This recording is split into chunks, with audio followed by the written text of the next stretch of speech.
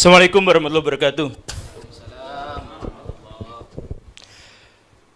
Diskusi kita seperti yang tadi saya sampaikan di belakang, bahwa kita tidak mungkin berdiskusi secara kekeluargaan. Di sini laki-laki semua, nggak ada anak-anaknya, ya nggak disebut kekeluargaan. Tapi gini, saya ingin menegaskan bahwa polemik nasab ini, kebanyakan yang beredar di masyarakat itu adalah polemik tentang sentimen-sentimen, bukan polemik terkait dengan akademik. Jadi kalau misalkan kita mau jujur, dari jutaan orang di Indonesia yang sekarang berdebat, berdiskusi, saling menghujat satu sama lain terkait dengan nasab, berapa orang di antara mereka yang mampu mengakses kitab-kitabnya Kiai Imad dan mengakses kitab-kitabnya Robitoh Alawiyah? Sedikit sekali.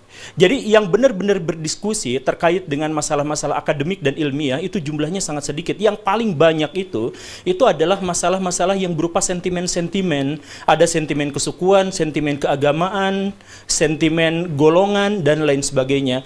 Dan ini saya mohon maaf kepada pihak Robitoh Alawiyah ketika kemarin-kemarin bikin narasi, atau beberapa di antara pihak dari Robitoh Alawiyah atau kalangan Habib itu mengeluarkan sebuah narasi bahwa ini adu domba, bahwa sentimen-sentimen ini adalah ada pihak tertentu yang melakukan adu domba dan sebagainya. Ya tentu saja ada di antara mereka mungkin yang memanfaatkan situasi, tetapi masalah yang paling utamanya itu adalah ayo kita introspeksi sama-sama bahwa polemik ini tidak dimulai dari Kiai Imad. Gak ada yang akan mempedulikan pada tesis semacam itu, karena masyarakat kita hanya 0,001 saja yang biasa membaca. Dan jumlahnya menjadi semakin sedikit ketika yang bahan bacaannya itu adalah terkait dengan polemik nasab. Itu sedikit sekali. Yang Kiai Imad jangan dipahami sebagai orang yang pertama kali memunculkan polemik, dan jangan dianggap sebagai orang yang mengadu domba antara orang-orang NU misalkan, antara orang-orang Islam, bukan. Tapi beliau itu adalah orang yang menjadi pionir dari studi akademis. Jadi polemik ini munculnya dari mana? Saya mohon maaf, dari orang-orang habaib. Coba misalkan saya berdiri, kamera tetap masuk ya. Saya ingin menyatakan seperti ini. Sebelum tahun 2000-an, habaib di Indonesia itu sudah ada. Orang-orang yang mengaku sebagai keturunan Nabi itu sudah ada. Dan profesi mereka sangat bervariasi. Status sosial mereka juga bervariasi. Ada dari tukang jualan parfum sampai menteri luar negeri, Indonesia punya yang levelnya habaib. Dan tidak ada kerusuhan, tidak ada polemik di antara itu semua. Yang tiba-tiba muncul adalah, saya mohon maaf ya, di awal reformasi muncul Pak Habib Rizik dengan FPI-nya. Pak Habib Rizik itu latarnya sebenarnya dari NU, tapi entah bagaimana ceritanya, di situ sudah mulai ada kisruh dengan NU yang lain. Ada FPI versus Banser. Kemudian ada kerusuhan, ada serangan di sini dan di sana dan sebagainya. Nah, ini memunculkan apa? Di antara kaum muslimin itu memunculkan satu pikiran bahwa saya tuh gak setuju dengan Habib Rizik, saya tuh gak setuju dengan gerakan-gerakannya yang radikal, saya tuh gak setuju ketika kaum muslimin terlibat dalam percekcokan yang begini dan begitu. Banyak di antara kaum muslimin yang tidak setuju itu, tapi kemudian apa? Mereka tidak berani melawan, tidak berani menentang, karena itu kan Habib. Ini kan keturunan Nabi. Jadi pada waktu itu ada dilema, ada polemik sebelum polemik itu menyeruak ke media, polemik di dalam hati kaum muslimin bahwa kami sebenarnya ingin menentang, ingin mengkoreksi pernyataan-pernyataan dari Pak Habib Rizik. Tapi kami gak berani karena itu adalah keturunan Nabi. Jadi di sini ada penghormatan yang sangat besar terhadap kaum muslimin, terhadap nabinya, terhadap junjungannya, tetapi di sisi lain ada orang yang mengklaim ini adalah keturunan Nabi dan kontroversial. Kita nggak bahas dulu soal apakah Pak Habib Rizik itu benar atau salah, kita nggak bahas itu. Kita bahas bahwa Pak Habib Rizik memunculkan polemik pada waktu itu, terkait dengan masalah toleransi, terkait dengan masalah FPI, terkait masalah hal yang semacam itu. Dan setengah dari kaum muslimin, anggaplah ya, data kasarnya adalah setengah dari kaum muslimin kemudian tidak setuju dengan ini, tapi mereka tidak melakukan apa-apa. Ketidakberanian, takut kualat, ini keturunan Nabi. Dan kemudian ketika Pak Habib Rizik agak turun dengan cerita-cerita dan drama-drama di media massa itu, muncul sesuatu yang lebih besar. Pak Habib Bahar bin Smith. melakukan persekusi dan kekerasan, intimidasi terhadap orang lain, lisan maupun perbuatan, dan itu direkam, dipublikasikan kepada media-media mainstream di Indonesia. Dampaknya apa? Balik lagi, ini mana ada keturunan Nabi seperti ini, kami merasa malu, merasa jengkel, merasa takut, merasa terintimidasi.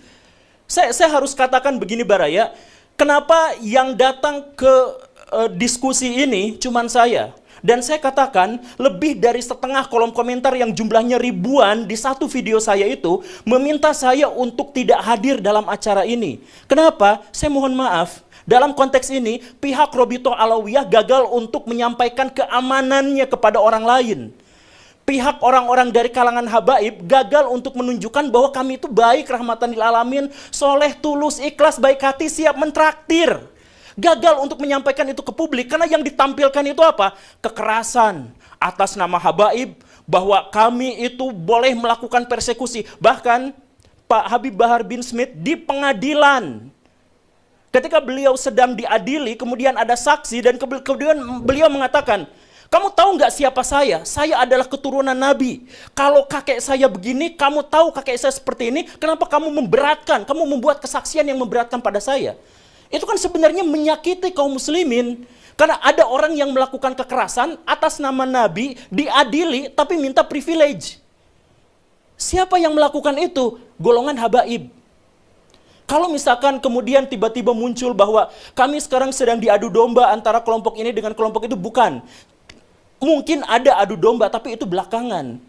Munculnya itu dari mana? Dari keresahan kaum muslimin karena melihat di satu sisi kami mencintai, demi Allah kami mencintai Nabi, dan wujud dari kecintaan kami terhadap Nabi adalah kami tidak akan mau menisbatkan kekerasan, kejahatan, dan kontroversi terhadap orang-orang yang mengklaim dirinya sebagai keturunan Nabi.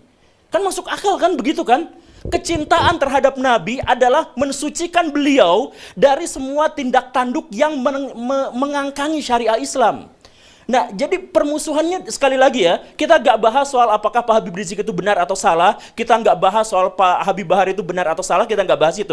Kita membahas rasa takut dari kaum muslimin, rasa resah, rasa merasa terintimidasi. Karena di satu sisi, kaum muslimin sangat mencintai Nabi, tetapi di sisi lain ada keresahan bahwa Nabi dikaitkan dengan tindakan-tindakan atau simbol-simbol dari kekerasan. Itu rasa sakit hati itu belum terobati sampai akhirnya muncul di video Pak Habib Bahar yang sangat kontroversial itu, kakinya diciumin oleh santri-santri yang ngantri jalan bebek.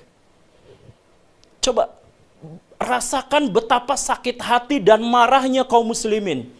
Coba kita misalkan bisa melihat dari berbagai perspektif. Misalkan lihat orang-orang yang biasa orang Islam berdebat dengan orang Kristen, berdebat dengan apa, kan ramai sebenarnya di media sosial. Lihat perdebatan di antara mereka. Dan orang-orang non-muslim bawa-bawa itu. Tuh lihat, buah tidak pernah jatuh jauh dari pohonnya. Sebagai penegasan, kalau Bahar melakukan kelakuan yang seperti itu, ya begitulah nabinya. Itu ejekan terhadap kaum muslimin. Dari orang-orang non-muslim, tapi orang-orang non-muslim pun tidak bisa disalahkan. Karena apa? Karena memang Pak Habib Bahar melakukan itu atas nama keturunan Nabi. Kemudian lihat misalkan kelompok-kelompok Islam yang lebih moderat atau yang lebih plural. Mereka sakit hati melihat itu. Karena apa? Karena betapa feodalisme di antara kaum muslim masih terjadi.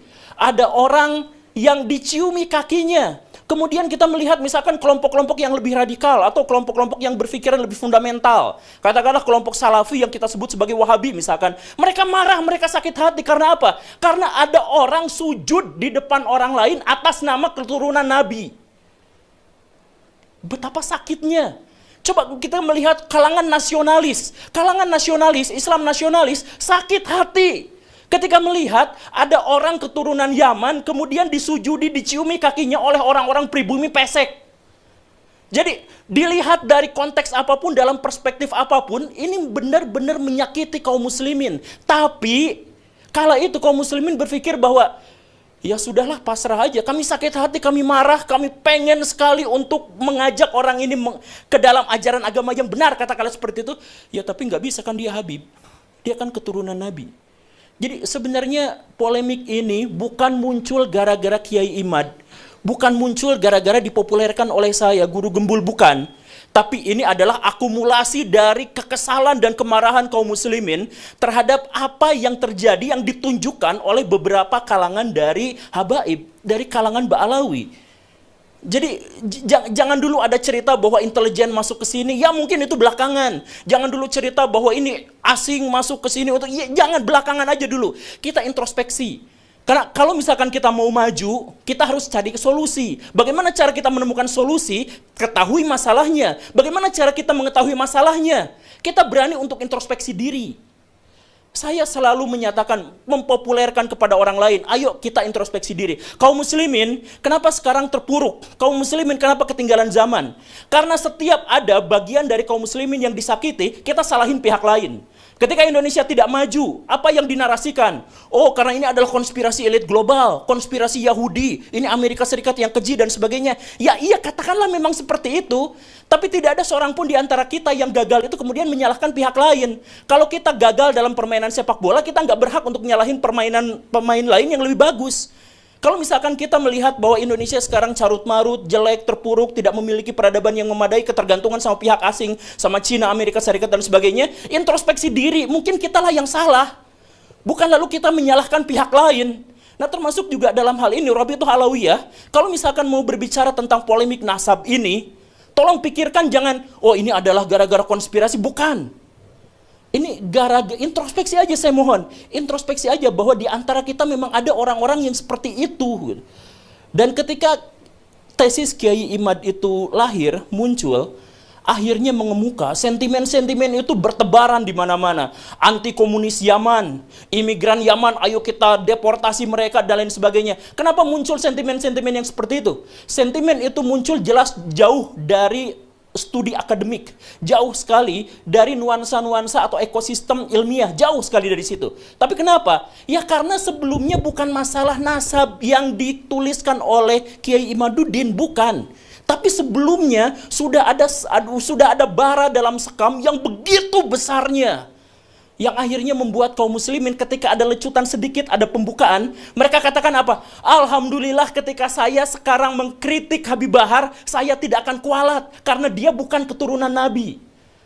Jadi munculnya itu bukan alhamdulillah saya tetap bisa mengagungkan Nabi, saya tetap bisa menganggap Nabi sebagai figur yang ideal, yang kuat, yang bersih, yang baik hati, yang soleh, yang suri, tauladan bagi seluruh manusia. Alhamdulillah. Karena ternyata orang-orang yang mengingkari akhlaknya itu bukan keturunan Nabi. Alhamdulillah. Jadi sentimen ini muncul bukan gara-gara Kiai Imad.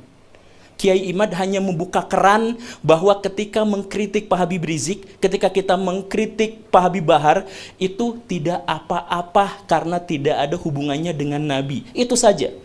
Dan lihat apa yang terjadi setelah itu. Yang terjadi video-video bertebaran, ditambah lagi video-video yang lain. Misalkan muncullah video yang kemudian saya juga tampilkan kemarin. Ada Habib yang mengatakan bangsa ini bisa menjadi bangsa yang kuat, yang teguh, tidak kena bencana dan sebagainya karena mencintai para habaib. Para habaib, kan beliau Habib, Pak Novel Alaidrus. Kemudian dikatakan, siapa yang berani mengkritik, mengkoreksi Habib, maka dia seperti iblis. Itu pernyataan tekstual, harfiah, literlaksnya seperti itu. Jadi bayangkan kaum muslimin makin marah dengan adanya video itu. Kenapa marah? Karena mereka mencintai Nabi. Kemarahan itu muncul karena mereka mencintai Nabi, dan di zaman Nabi diketahui secara persis bahwa Nabi tidak pernah anti kritik dan anti koreksi. Setiap ada musyawarah, para sahabat selalu bertanya, "Ya Rasulullah, apakah ini adalah wahyu ilahi atau ini adalah pendapat pribadi?" Kalau pendapat pribadi, ayo kita diskusikan. Dan banyak sekali riwayat-riwayat yang menjelaskan bahkan Nabi mengalah dari orang-orang yang mengkoreksinya. Waktu perang Uhud, kenapa kalah? Karena Nabi punya strategi, dibantah, mendingan gini aja. Yang dijalankan bukan strategi Nabi, tapi adalah strategi para sahabat. Kalah beneran. Dan Nabi pada waktu itu tidak pernah menyalahkan Demi Allah, tidak menyalahkan para sahabat yang mengusulkan strategi itu. Artinya apa? Ya, Nabi ikut musyawarah itu, Nabi kalah dalam perdebatan dan diskusi itu, kemudian setelah itu, ya sudah dibiarkan, dianggap sebagai bagian dari keputusan bersama. Ketika kalah, Nabi tidak pernah menyalahkan mereka semua. Ini Nabi. Lalu tiba-tiba muncul orang yang mengklaim sebagai keturunan Nabi, tiba-tiba mengatakan, kalau ada orang yang mengkoreksi habaib, maka mereka itu adalah iblis, atau serupa dengan iblis. Pak Novel Al-Idrus.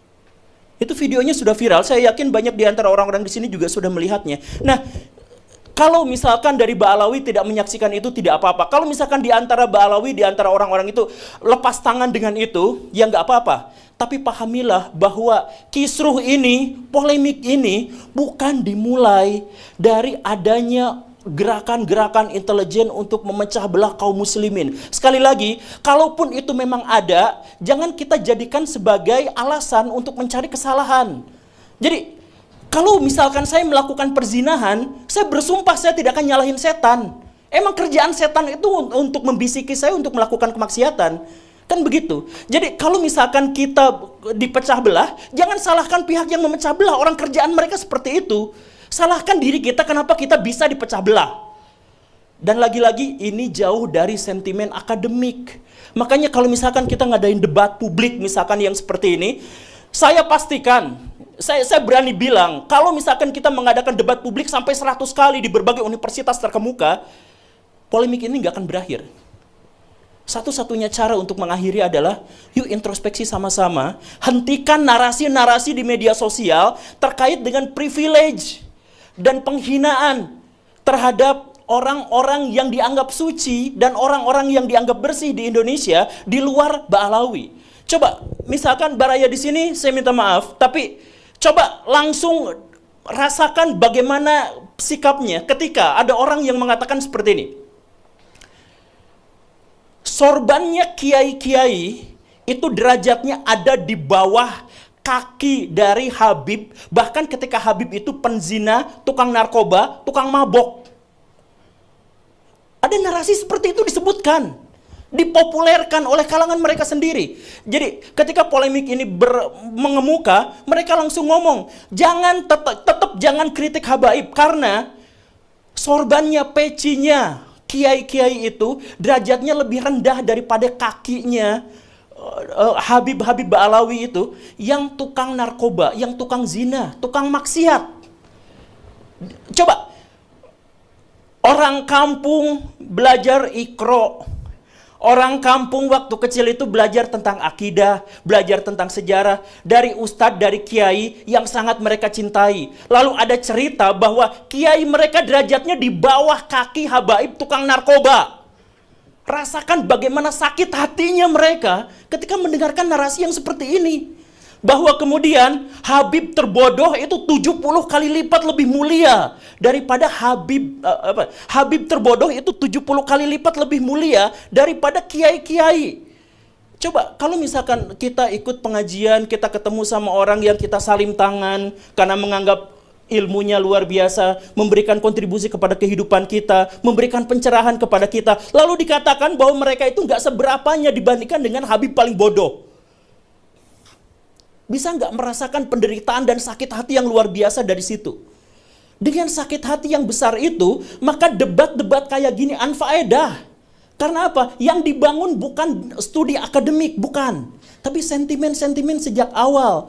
Bayangkan kemudian ada ulama-ulama Nusantara yang harus cium tangan, cium kaki terhadap Habib-Habib yang berjejer duduk di sofa dengan begitu megahnya.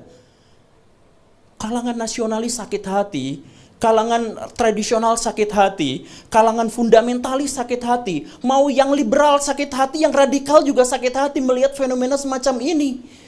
Jadi please lah, saya demi Allah, atas nama Allah saya katakan bahwa saya datang ke sini untuk menghentikan polemik ini. Saya berharap saya bisa. Tapi untuk menghentikan polemik ini bukan dengan debat, bukan dengan diskusi. Tapi ayo kita sama-sama hentikan yang seperti itu. Kemudian kemarin Pak Fikri Syahab mengatakan kepada saya bahwa kami sebenarnya lepas tangan terhadap kelompok-kelompok habaib yang seperti itu. Karena kami adalah ormas penulis nasab saja. Dan kami tentu saja tidak memiliki otoritas untuk ngurusin apa yang mereka katakan dan apa yang mereka perbuat. Misalkan seperti itu. Ya kalau memang seperti itu, sampaikan kepada publik, bukan kemudian melakukan pembelaan-pembelaan. Kalau misalkan kemarin Pak Haji Roma Irama mengatakan bahwa saya pernah ditawari sertifikat habaib. Bukan dicaci maki. Kenapa tiba-tiba muncul di media-media itu, ini orang yang sudah sepuh, ini orang yang sudah ini, tapi kenapa malah seperti ini, su'ul khotimah dan sebagainya. Bukan.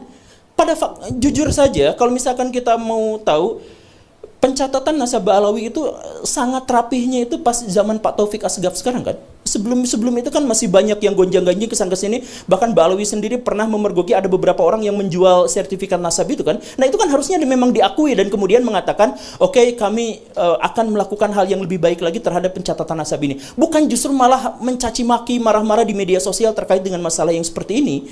Ini justru akan memperkeruh. Sekarang Mbak Alawi musuhnya jadi banyak. Dan mereka bukan hanya banyak, mereka banyak marah ketakutan di sisi yang lain. Sehingga apa? Kemarin waktu ada pertikaian di Karawang atau Tangerang itu yang kiai katanya digebukin sama kelompok Ba'alawi, sama kelompok Habib.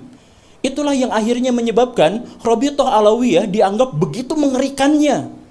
Pak Guru Gembul, please lah, saya punya firasat buruk, jangan berdebat datang ke mereka. Mau menang, mau kalah, tetap genjur, bonyok mukanya. Jangan salahkan mereka.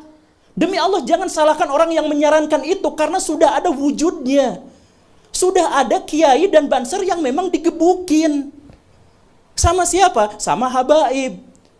Sama orang-orang muhibin. Itu memang nyata, itu memang benar. Dan itu divideokan dan viral, dan banyak orang yang menyaksikan.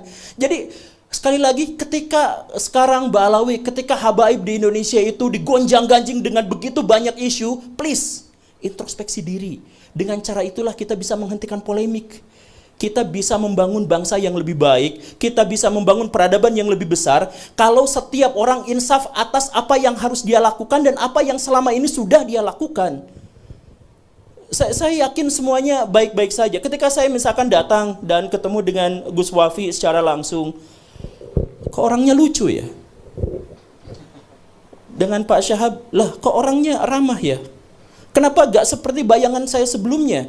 Nah, jangan salahkan bayangan saya sebelumnya karena apa? Ya karena memang sudah terjadi seperti itu. Makanya untuk Rabithah Alawiyah saya minta, ini mah sebagai saran dari seorang yang lihat realitas. Ini saran. Nyatakan kepada publik misalkan bahwa kami lepas tangan dari tindak tanduk yang sangat kontroversial dari kalangan habaib itu, bahwa kami memang tidak bisa apa-apa. Sampaikan aja kepada publik. Kalau misalkan kemarin kemudian Gus Wafi mengatakan di videonya bahwa ini sebenarnya gara-gara ada habib-habib dari kalangan muda yang ilmunya belum banyak, tapi kemudian ini bukan sesederhana itu. Kalau misalkan 1-2 habib mungkin seperti itu, tapi kalau misalkan banyak, ini mungkin ada masalah kaderisasi. Jadi mungkin Pak Habib Bahar dan lain sebagainya itu, sejak dia umur 4 tahun, sejak dia melihat dunia, kakinya sudah dicium, tangannya sudah dicium, apa-apa sudah dilayani. Sehingga dia menjadi korban dari otoritas palsu yang dia rasakan selama ini. Mungkin saja. Jadi kaderisasi dalam hal ini, kemudian pendidikan dalam hal ini, sejak awal mari kita perbaiki sama-sama. Sekali lagi ya, kritik saya ini di depan Rabithah ini bukan karena kebencian, bukan karena apa, tapi ayo kita perbaiki sama-sama agar polemik ini selesai. Polemik ini selesai dengan cara apa? Akhlak yang baik, tunjukkan kepada masyarakat, kontribusi kita pada masyarakat, bukan kontroversi kita pada masyarakat. Selanjutnya kita diskusi. Assalamualaikum warahmatullahi wabarakatuh.